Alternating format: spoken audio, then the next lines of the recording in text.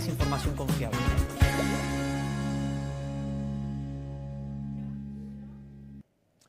Bueno, les queremos contar que ya está el 7º programa de Ustedes no habían nacido, el programa de historia con la conducción de Camila Perochena y Juan Manuel Romero. Son 8 episodios, este es el último episodio. Hablan sobre las derechas en Argentina. Mañana un nuevo y último episodio, todos los miércoles 20 horas. Gran programa. Gran programa. Saludamos a Juan Gabriel Tocatlián, profesor de la Universidad de Itela, experto en relaciones internacionales. ¿Cómo andás? Muy bien, un gusto siempre estar acá. Lo viste hoy a Trump, me imagino. Lo escuché ¿Lo más escuchaste? bien porque estaba en otras actividades. ¿Y? Bueno, no dijo mucho muy distinto de lo que viene diciendo. Agresividad frente a un conjunto de actores internacionales, frente a Irán, frente a China, parcialmente frente a Rusia, virulento contra el multilateralismo.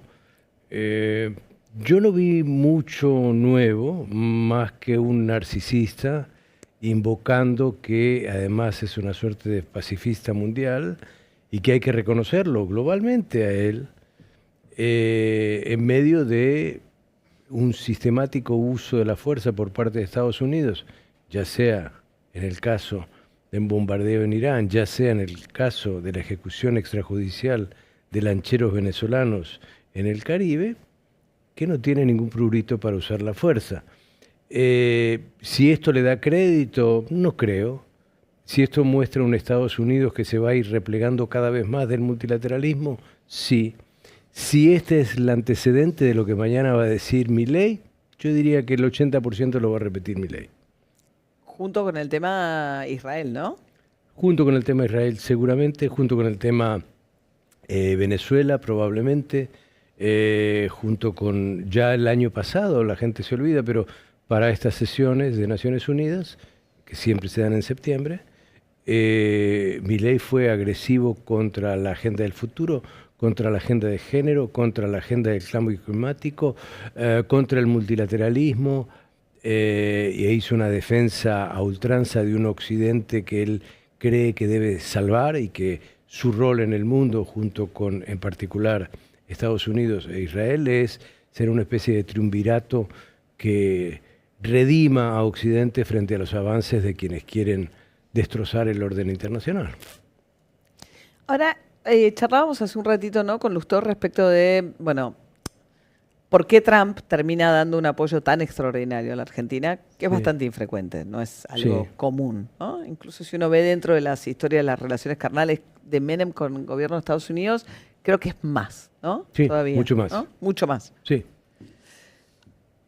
¿A cambio de qué? A ver. ¿O por qué? Son buenas tus preguntas. Yo creo que por ahí un ejercicio comparado nos puede ayudar de algún modo para tomar la dimensión de la singularidad de Argentina hoy para Estados Unidos. Todos repetimos que el gran salvataje en América Latina que hizo Estados Unidos fue a México 95. en el año 1995. Clinton, 50.000 millones de dólares, 20.000 de parte de Estados Unidos, 30.000 de la banca privada y multilateral, un paquete muy grande de un país que es central para Estados Unidos. Sí. Lo ha sido históricamente, no solamente por relaciones comerciales, no solamente por relaciones migratorias, sino porque hay una agenda intensa y densa en materia medioambiental, en materia de drogas, entre México y Estados Unidos. Para que se tenga una idea hoy, comparada otra vez, en el año 2024 el comercio bilateral entre México y Estados Unidos fueron 830.000 millones de dólares. El comercio bilateral entre Argentina y Estados Unidos para el año pasado fueron 17.000 millones de dólares. El total del stock acumulado de capital invertido por Estados Unidos en México son más de 150.000 millones de dólares. En el caso argentino son 12.000 millones de dólares. Entonces uno dice, ¿por qué a este país, que no tiene una relación intensa, densa, compleja, dinámica, multitemática con Estados Unidos, viene hoy Washington a rescatarlo de la manera en que lo hace? Yo creo que esto hay que ubicarlo en una clave mucho más geopolítica y mucho más también de lo que tanto Milei como Trump llaman la batalla cultural. Aquí hay una posibilidad de que en un año tengamos instalado una Sudamérica que sea casi idéntica a los Estados Unidos, puesto que ahora tenemos elecciones en Chile. Elecciones en Chile, que puede ganar Kast. Elecciones en Perú, que puede ganar alguien de derecha. Elecciones en Colombia, que puede volver a la derecha. Elecciones en Brasil, que puede ganar Bolsonaro. Elecciones de segunda vuelta en Bolivia, donde ya ganó, va a ganar alguien de derecha. Elecciones en Paraguay, que ya las hubo y ganó la derecha. Pobre Uruguay. Pobre Uruguay. Y Noboa ganó en Ecuador. Hay que ver lo de Brasil y México, ¿no? Sí, pero México, hay que entenderlo a México. México es muy pragmático. Creo que tenemos una... A ver, vuelvo al punto anterior para después volver a México porque me interesa reforzar este argumento. Podemos tener una Sudamérica que, salvo por Venezuela y Uruguay, no estén... Y Brasil es un signo de pregunta. Y Brasil es un signo de pregunta. Digo, por eso la elección en Brasil es central en todo esto. Y el mensaje de a Brasil le pego y a Argentina le concedo es muy importante en este contexto. Digo, en ese marco vos podrías tener un avance de la internacional reaccionaria en América del Sur inédito. Ya no es la ola rosada, viene una ola bien oscura. No sé de qué, pero viene muy oscura. Ahora, yendo a México, México es el epítome del pragmatismo. México públicamente hace un montón de cosas con Estados Unidos, es firme en muchos asuntos, pero le concede muchísimo a Estados Unidos. ¿Qué está haciendo ahora Sheinbaum, que ha tenido una posición muy digna, muy crítica, ha defendido la soberanía, pero ahora, como parte de la negociación con Estados Unidos, lo que va a hacer es ponerle México aranceles al Asia, en particular a China, para que no se triangule vía China, México, Estados Unidos. Entonces, al final del día, México siempre negocia. Sí, pero una cosa es negociar, otra cosa es un continente a la medida de Trump. Es decir, claro, cualquier país latinoamericano sensato negociaría con Estados Unidos, debería ser pragmático, una cosa distinta es ser sometido. Totalmente, totalmente. Ahora, ¿qué es lo que está ahora en juego? Era tu pregunta inicial. Yo creo que es una cuestión de intensidad y de profundidad. Intensidad porque Argentina es un gran país en América Latina, es un país de notable peso en Mercosur, es miembro del G20 y en esas tres condiciones, América Latina, Mercosur, G20, se ha convertido en el último año en el país más antichino a los ojos de Estados Unidos.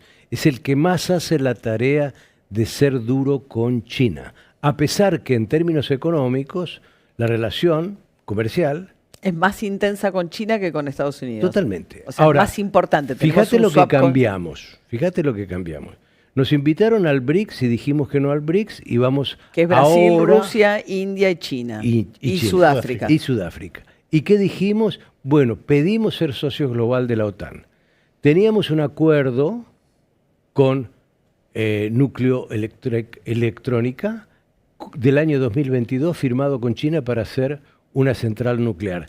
Adiós central nuclear, ahora lo que vamos a hacer son modulares reactores pequeños para grandes compañías de las Big Tech, entre otras el señor Sam Altman, que tiene potenciales negocios con Argentina vía Milei, para proveer energía para bases de datos, para las grandes bases de datos que se espera tener con el avance de la inteligencia artificial.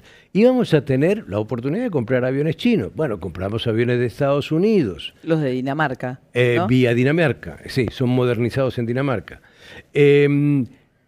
Teníamos un problema en que posiblemente la base multipropósito del sur iba a estar potencialmente, porque hubo un acuerdo escrito por el gobernador de Tierra del Fuego con una contraparte china para empezar los prolegómenos de un acuerdo que fuera nacional. Nunca fue nacional, fue de la provincia, pero eso se cortó y ahora lo que sabemos es que hay diálogos potenciales para que esa base multipropósito sea norteamericana, esté asentada con un acuerdo con Estados Unidos. No sabemos si se va a hacer o no. No estoy diciendo. Menos el puerto chino. El puerto con financiamiento chino que iban a hacer. Totalmente. Entonces, el año pasado, con Biden, no con Trump, la tasa de coincidencias de Argentina con Estados Unidos en Naciones Unidas fue del 82%. Superó al récord que había tenido Menem con el 68.8%. O sea, es votar igual que Estados Unidos en todas las instancias. En la mayor cantidad de instancias. Pero por otro lado, fue desde el año 1971, que menos coincidimos con China. Argentina votaba no solamente con Estados Unidos, votaba contra China, contra propuestas de China, contra resoluciones traídas de China. Entonces, ya esa tarea la hemos hecho. Milei mostró que es fanáticamente... ¿Vos te imaginás a Milei poniendo aranceles contra productos chinos? Porque no sé si llegar a eso, pero es posible que busque algún tipo de... Yo creo que el tema aquí es el swap, es un tema. ¿Qué hacer con ese swap?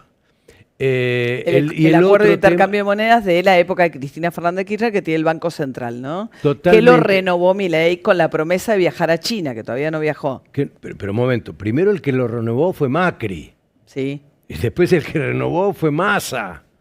Y ahora los chinos dijeron, China no se va a sacar de quicio nunca con esto, pero siempre va a esperar a la Argentina, teniendo la disposición de ver si hay algo negociable con Argentina. Si no hay algo negociable, se cuida China. Ahora, si a Argentina se le ocurriese imponer aranceles contra China, que es tu argumento, tu pregunta, yo creo que eso sería un acto de hostilidad visto para China. Además es un mercado muy importante para las exportaciones de soja argentina, no tendría ningún sentido. Pero o sea, la reciprocidad... Tenemos déficit en el comercio tenemos déficit con China, pero hay un punto que es aún mayor, María, Ernesto. Mucho de lo que estamos hablando en relación con Estados Unidos es anacrónico frente al mundo que realmente pasa. Sí. El mundo que realmente pasa está virando en la dirección de Asia, no solamente de China, sino de la India, de Indonesia. Hay un juego geopolítico distinto en el mundo. El año que Argentina exportó más fue el año 2022. Exportamos por valor de 88.000 millones de dólares. No hemos superado todavía ese año. En ese año, 8 de cada 10 dólares de exportación de la Argentina provinieron de países no occidentales. Es decir, la realidad pragmática del mundo de los negocios pasa por otro lado. La realidad ideológica de un Milei que cree dogmáticamente que abrazándose a Estados Unidos va a lograr refundar Occidente, bueno, puede estar en su proyección, en su proyecto. Ahora, ¿eso le dio un dividendo? Y yo diría, le está dando un dividendo. Porque este tratamiento que hasta ahora no sabemos cuál es el monto, cuál es el formato, de qué se trata, si es un swap, si van a comprar bonos, si le van a dar un crédito bilateral. Aquí además hay que empezar a ver las disputas intestinas dentro de Estados Unidos, que es un factor clave en esto. Cuando fue lo de Clinton con México, fue tal la presión negativa del Congreso. O sea, de los republicanos eran los que le reprochaban eso. Claro, entonces, ¿qué hizo Clinton? Salió del Congreso. Nunca tuvo esa aprobación del Congreso, fue por el Tesoro, hizo esto. Ahora, como hay una pelea fundamental con la Reserva Federal, en el marco del Departamento del Tesoro, alineándose por supuesto con el presidente, y una serie de cuentas atravesadas entre burocracias, frente a lo que además quieren entender de que es el caso argentino, porque hay información que les falta, que el Fondo Monetario se las provee, por supuesto, pero el Fondo Monetario a su vez tiene problemas entre los burócratas y los técnicos, y los europeos están hasta acá con Argentina.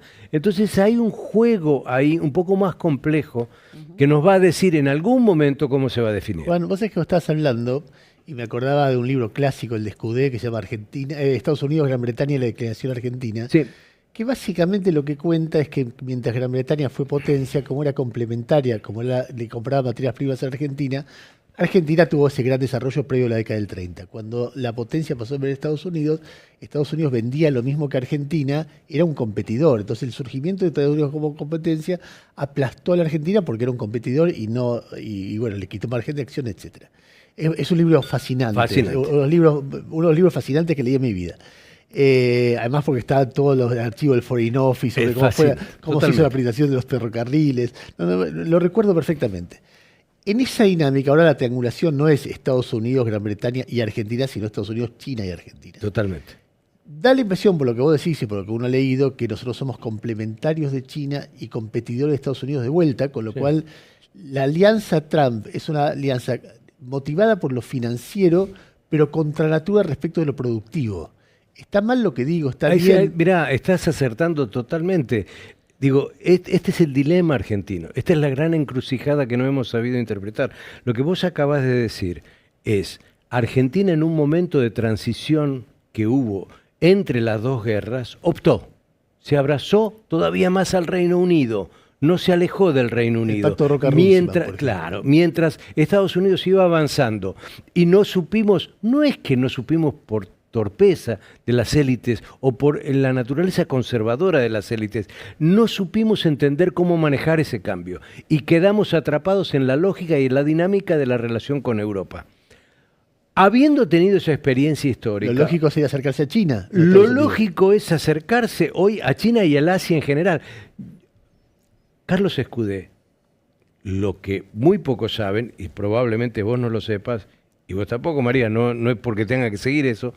En el año 2019, yo los invito a que entren en la página del CARI, del Consejo Asesor, del Consejo Argentino de Relaciones Internacionales, escriben en el año 2019 un paper corto, donde dice, la opción argentina otra vez es triangular.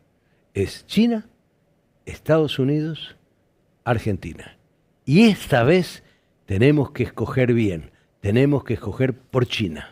Eso dice Escudé. Claro. Bueno, que fue para los que no lo recuerden, un asesor muy importante de Guido Di Tella, que era el canciller de las relaciones carnales en la época de Menem. O sea que él ideológicamente había estado muy cerca de Estados Unidos. Pero por supuesto, porque entendía, digamos, tratando de comprender, yo lo traté mucho y debatimos mucho sobre esto y polemizamos mucho sobre esto. Digamos, él colocado ahí donde estaba en los 90, no había para él otro horizonte. No había para él, había que pegar un viraje. Pega una vuelta él. Ya sobre el final, exactamente. Otras cosas. Ahora, 2 décadas después, él se da cuenta, porque como fue un brillante analista, un brillante estudioso de las relaciones internacionales, que la dinámica internacional para un país como Argentina pasaba por otro lado, con lo cual era anacrónico atarse a Estados Unidos per se. Y falta Brasil, ¿no? Porque históricamente también está, digamos, el juego de Estados Unidos a tratar de dividir Argentina y Brasil ha sido siempre el juego norteamericano en América del Sur, ¿no? O sea, en México, Argentina y Brasil. Sí. Y vos decís, el nivel de ningunear, ignorar y hacer de cuenta que ese vínculo no existe, porque es lo que ha pasado estos 2 años. Nunca se reunió con Lula, nunca habló con Lula y es nuestro socio comercial 1-2 respecto a China entre Argentina. Totalmente. Es como un regalo grande para Estados Unidos, sí, que sin necesidad de que Estados Unidos genere esa cuña, esté dada. Mira, tocas un tema medular hoy, además. Hoy. ¿En qué sentido? Los brasilianistas estadounidenses, es decir, los estudiosos de Brasil en Estados Unidos, acuñaron un tema, un término muy específico por la relación entre Estados Unidos y Brasil. Brasil, que se sumó a Estados Unidos en la Segunda Guerra Mundial. No es que se mantuvo neutral como la Argentina. Como Perón. Mandó tropas a Europa. Murieron soldados brasileños. Esto, los estudiosos de Estados Unidos sobre la relación Estados Unidos-Brasil siempre lo han llamado la alianza no escrita. Es decir, era una relación donde podía haber discordias, pero en esencia había armonía. Así como el caso de Milei hoy es inédito en intensidad y profundidad para la historia argentina, Es totalmente inédito, inesperado el nivel de confrontación que hay hoy entre Brasil y Estados Unidos, o mejor dicho, de Estados Unidos hacia Brasil. Es decir, Brasil no sabe cómo manejar esta situación porque no está en el ADN histórico de Brasil una relación crítica, confrontativa, agresiva con Estados Unidos. Ahora, esto por otro lado hace algo que también nos recuerda el triángulo Estados Unidos, Argentina, Brasil en los 90. ¿Cuál era ese triángulo? Menem lo que creía era mantener dos relaciones parejas, Brasil vía Mercosur, Estados Unidos, volvemos a Occidente, volvemos al primer mundo, y sutilmente jugarse cada vez más por Estados Unidos. Por eso votábamos como votábamos, por eso fuimos a la primera guerra de Irak, nadie se acuerda ya de eso, pero fuimos, mandamos 2 barcos, etc. Entonces, ahí nos descolgábamos vía Brasil para, en algún modo, contener a Brasil, contener la expansión de Brasil. Hoy Argentina está haciendo otra vez el mismo juego. Es decir, está diciéndole a Washington, yo soy confiable, los brasileños no. Lula no lo es. A él sancionalo si querés, ponele aranceles del 50%. Yo estoy dispuesto a lo que fuere. Pero Menem con Fernando Henrique tenía vínculo, le importaba el Mercosur, iba, era por distinto. Eso, porque tenía un eje compensatorio en Brasil. Aquí no hay ni siquiera eje compensatorio. Claro. Aquí hay una relación agresiva, inusitadamente agraviante con Brasil, en el marco a su turno de una relación que yo desconozco en 100 años, ya no digo en la democracia, en un siglo, Argentina nunca tuvo una relación tan distante y deteriorada con América Latina. No le interesa. Las únicas 2 relaciones que ha tenido este gobierno con países de América Latina han sido con Paraguay y El Salvador. Ok, con cualquiera tenés derecho a tener buenas relaciones, pero el resto no existe. No existe Chile, no existe Colombia, no existe Brasil. Increíble, ¿no? No existe nadie, no existe México. Entonces vos decís, pero ¿cómo es esta cosa? ¿Cómo llegamos a este lugar? Bueno, ahí me parece que también hay una afinidad de personas, que es un tema que no hay que olvidarlo nunca. De una política exterior extremadamente determinada en ambos casos. Vos escribiste un artículo sobre el machismo, ¿no? Sobre cómo se llamaba. La masculinidad. La masculinidad en el ejercicio de la política exterior. Sí.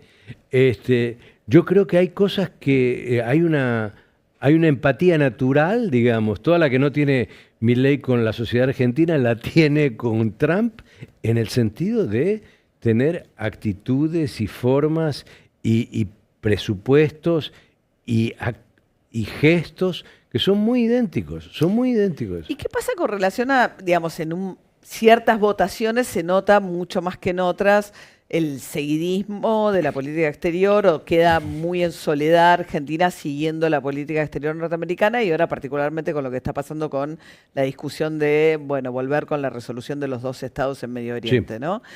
Son 10 países apenas, incluidos Estados Unidos, ¿no? Israel, los que votan en contra de esta resolución, incluida la Argentina. Sí. Yo creo que pegamos un salto copernicano que nadie ha advertido, salvo los que tenemos que seguir estos temas. Entonces tenemos ciertas obsesiones. Entonces analizamos votaciones. Yo no recuerdo en democracia lo que Argentina hizo el viernes pasado en Naciones Unidas. El viernes pasado en Naciones Unidas, dejando de lado cuando votó antes frente al tema de los 2 estados, la crítica a Hamás, más la cuestión del reconocimiento de los 2 estados, lo cual rompía una tradición de la República Argentina en el tema.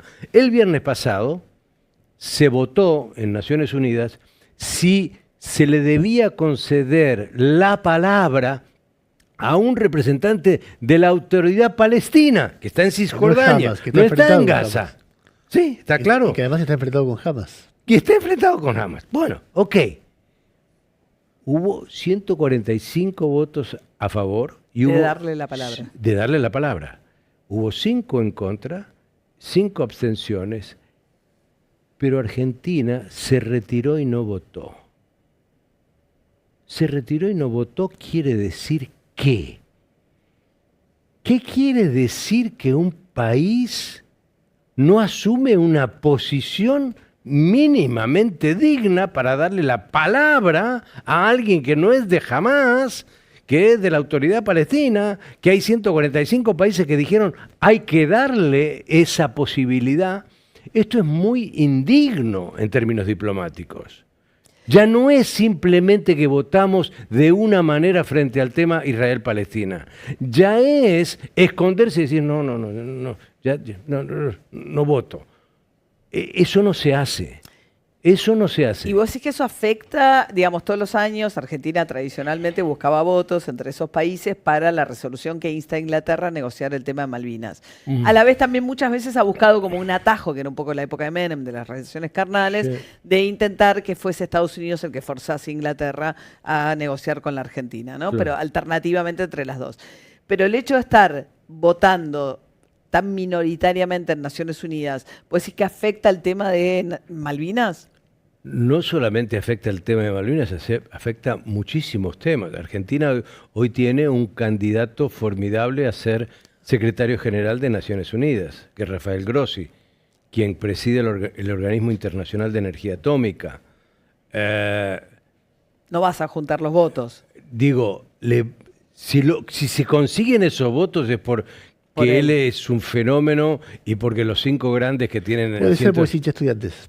Y también por ser hincha de estudiantes. Pero te quiero decir, afecta muchas otras cosas. Yo veo, Argentina ahora tiene una mujer en el Tribunal del Mar. ¿Sí? Argentina tiene, una argentina preside la Organización Mundial de Meteorología. Un argentino estuvo al frente de la Comisión de Derechos Humanos de la ONU. Yo veo casi imposible que hoy haya votos a favor de un argentino o una argentina en cualquier ámbito de relativo poder en Naciones Unidas. Es más, te digo, yo creo que hay muchos países que están hartos de Argentina. Hartos de Argentina. Yo cuento esta anécdota que ya la he dicho otra vez. Tuve un encuentro con un embajador importante de otro país acá. Entonces, conversamos muy amablemente, una persona muy sofisticada. Y le digo, en un momento dado, nos conocemos de hace un tiempo y nos volvimos a encontrar, ¿no? Entonces conozco a esta persona. Le digo, bueno, ¿y cómo está la relación con Argentina? Y complejo. Me dice, mira, Juan, somos parte de los 191. Yo lo miro así como perplejo. Le digo, ¿qué me querés decir con que somos parte de los 191? Sí, tú te has dado cuenta que a los únicos países que menciona y dice que son amigos son Israel y Estados Unidos. Nosotros no sabemos si somos amigos, enemigos, oponentes. No sabemos qué hacer. No sabemos qué hacer. Pues son 193. ¿no? Porque por lo menos en Naciones Unidas. Entonces, 194 es con Argentina. No, 193 con Argentina. Entonces son 190. Claro, 190. No, claro, pero en relación a la Argentina lo está diciendo él, ¿no? Pero, digo, es muy diciente. Sí. Puede ser un dato anecdótico y simbólico, y quizá lo sea. No estoy queriendo extrapolar eso. Lo que digo es que hoy Argentina, si bien nosotros creemos que estamos en las grandes ligas porque nos recibe Trump y porque nos endeudamos más y entonces tenemos que estar felices porque nos endeudamos más, por favor, muchos nos miran ya no con admiración o con credibilidad. Con compasión. Es complejo. Juan, gracias por haber venido. Gracias por la entrevista. Muchas gracias. Bueno, ahora digo yo porque hoy tenía